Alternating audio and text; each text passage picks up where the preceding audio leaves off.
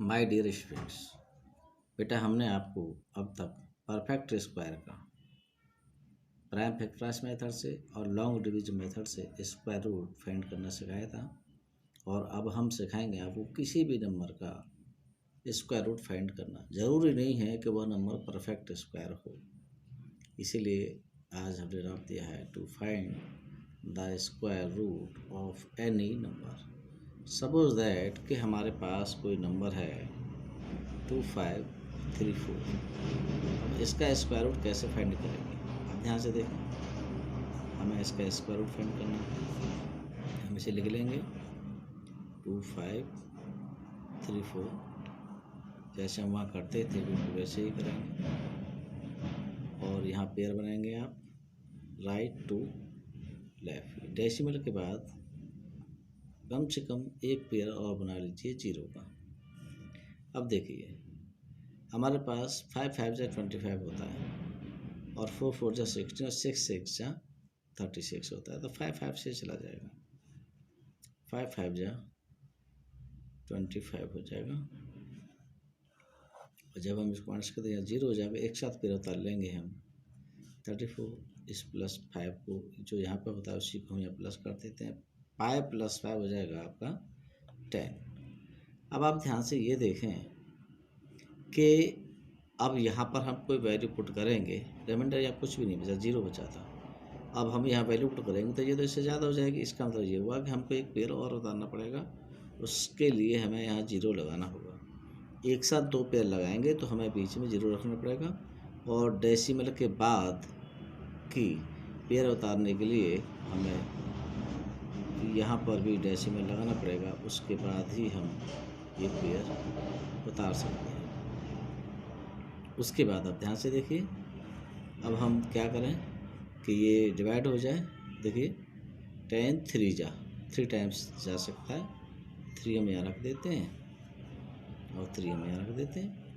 3 का मल्टीप्लाई कर लीजिए, 3 3 जा 9 हो जाएगा। 0 0 और 3। अब हम क्या करेंगे, माइनस करेंगे। या 1 हो गया, या 9 हो गया, या 3 हो गया। 391 बच गया। आप चाहो तो डबल जीरो और उतार सकते हो, क्योंकि ये डेसिमल के बाद जितने भी जीरो हम रखना चाहें तो ये रख सकते हैं, कोई दिक्कत नहीं है। अब हम क्या करेंगे, इस +3 को यहाँ ऐड कर देंगे। 3 और 3 क्या हो जाएगा आपका 6 हो जाएगा। 0 हो जाएगा, 0 हो जाएगा, और अब आपका ये 1 हो जाएगा। अब हम क्या करेंगे, आप ध्यान से देखें। 10 से फिर से हम वही काम करेंगे। 10 4 ज़्यादा हो जाएगा, 3 जा करेंगे। 3 से मल्टीप्लाई कर दीजिए। 3 0 3 3 जा 9 3 6 जा 18 और 18 का 18 आ जाएगा। 1 0 आएगी, 3 1 जा 3। अब आप ध्यान से देखिए। अब आप यहाँ 1 बचेगा, यहाँ भी आपका 1 बचेगा, और यहाँ हो जाएगा आपका 9, यहाँ हो जाएगा आपका 8। अब आपका ये बचेगा। हमने डेसिमल के 2 डिजिट तक आंसर निकाल लिया है, तो अब आप इसी को आंसर मान लें। यानी कि अब आपका जो आंसर होगा, अब इसे यहाँ लिख सकते हैं डेसिमल। और बेटा इसी तरह से अब मैं स्क्वायर रूट 3 को फाइंड आउट करते हैं। देखिए ध्यान से, हमने पहले 3 लिख दिया और 3 के बाद डेसिमल के बाद पेयर बना लिए 0 0 से। 0 0 0 रखती है, 2 पेयर बना लिए हैं। और इस तरह से हमने अब डिवाइड करना शुरू करेंगे। 1 1 जा 1 होता है, अगर हमें 2 रखती है तो 2 2 जा 4 ज़्यादा हो जाता 3 से, इसलिए हम 1 रखेंगे। 1 1 जा 1 हो गया, क्योंकि आपको पता है जो यहाँ रखते हैं वही हमें यहाँ रखना पड़ता है। तो इस तरह से आपका 3 में से 1 गया तो आपका 2 हो गया। और यहाँ पर पेयर उतारने से पहले ध्यान दें, हम डेसिमल के बाद अगर पेयर उतारेंगे तो हमें पहले यहाँ पर डेसिमल लगाना होगा, तो यहाँ डेसिमल लगते ही हम पेयर उतार सकते हैं। इस 1 को हम यहाँ लिखेंगे तो ये 2 हो गया, और हमने पेयर उतार लिया। तो अब 2 का हम डिवाइड करेंगे।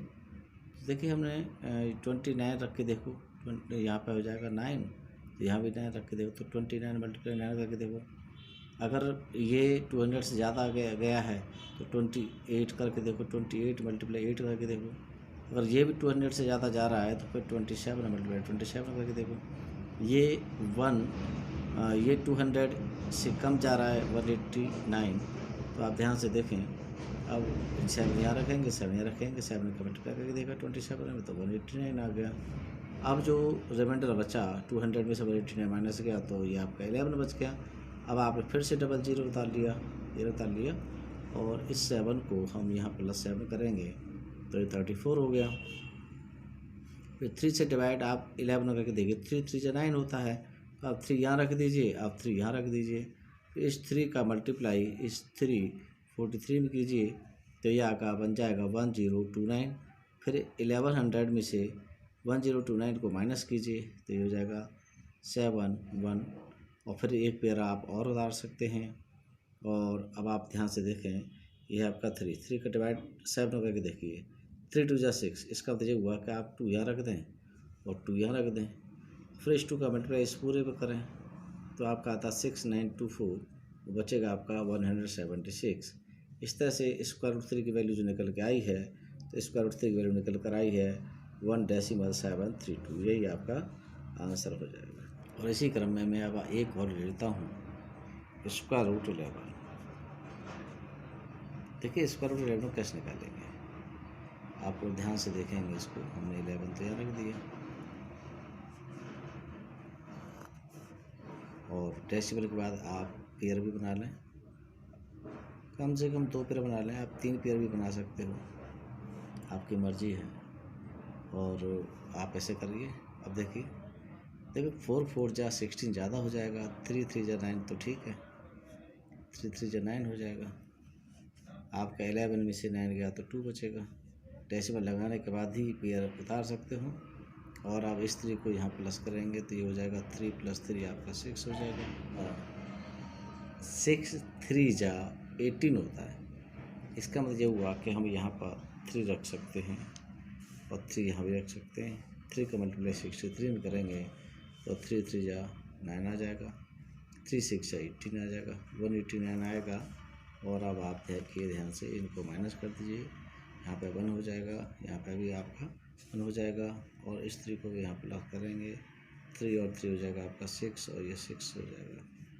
अब आप फिर से डबल जीरो डाल लीजिए, और अब आप यहाँ पे क्या रखेंगे, तो 6 2 जा 12 होता है, इसलिए बात नहीं बनेगी, 6 1 जा से बनेगी, 1 यहाँ पर 1 यहाँ पर। 1 का मल्टीप्लाई 661 में कर लीजिए, यहाँ पे 661 ही आ जाएगा। और जब हम इसको माइनस करेंगे तो ये हो जाएगा आपका 9 हो जाएगा, 3 हो जाएगा, और ये 4 हो जाएगा।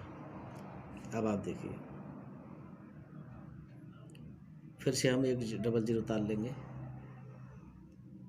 और अब की बार जब हम करेंगे तो +1 यहाँ ऐड कर दीजिए, ये हो जाएगा आपका 2 हो जाएगा, 6 हो जाएगा, 6 हो जाएगा। अब हम इसे कैसे सॉल्व करेंगे, आप ध्यान से देखें। 6 6 जा 36, 6 7 जा 42, तो हम यहाँ 7 रख के देखें, तो वहाँ भी 7 रख के देखें, तो 7 का मल्टीप्लाई जब हम 627 से करेंगे तो ये इससे ज़्यादा हो जाएगा, इसलिए हमें यहाँ 6 रखना होगा। 6 का मल्टीप्लाई कर लीजिए, इससे कम आना चाहिए, तो आप देखिए ध्यान से। 6 6 जा 36, और 6 2 जा 12 होता है, 12 और 3 15 होता है, 1 हो जाएगा। और 6 6 जा 36, और 1 7, 6 से 36 और 1 37। इस तरह से हम या माइनस करेंगे, 4 हो जाएगा, यहाँ पे भी 4 हो जाएगा, यहाँ 1 हो जाएगा, और यहाँ पे हो जाएगा आपका 6 हो जाएगा, ये बचेगा। और अब आगे करने की जरूरत नहीं है, तो हम लिख देंगे √11 = 3.316, यही आपका आंसर हो जाएगा। अब हम आपको सिखाते हैं square root of a fraction number. देखिए सपोज दैट यहाँ पर स्क्वायर रूट है 25/81, इसको कैसे सॉल्व करेंगे, तो अब इसका मतलब ये होता है कि ऊपर का तो ऊपर सॉल्व करिए, नीचे का नहीं सॉल्व करिए। स्क्वायर ये 25 का स्क्वायर रूट क्या होता है, 5 होता है। अब 81 का स्क्वायर रूट क्या होता है, 9 होता है, ये इसका आंसर हो जाएगा। आप दूसरा देख लीजिए, यहाँ पे लिखा हुआ है 100 अपॉन 144, इसका स्क्वायर रूट हम कैसे निकालेंगे? 100 का होता है 10 और 144 का होता है आपका 12। अब इन्हें सॉल्व कर लीजिए, 2 5 जा 2 6 जा, तो ये हो जाएगा आपका 5/6।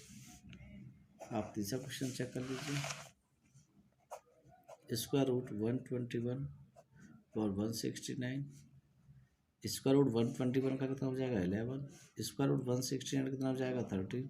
यानी ऊपर का स्क्वायर रूट ऊपर निकालिए, नीचे का स्क्वायर नीचे निकालिए, फिर आप इस तरह से आंसर लिखते चलिए।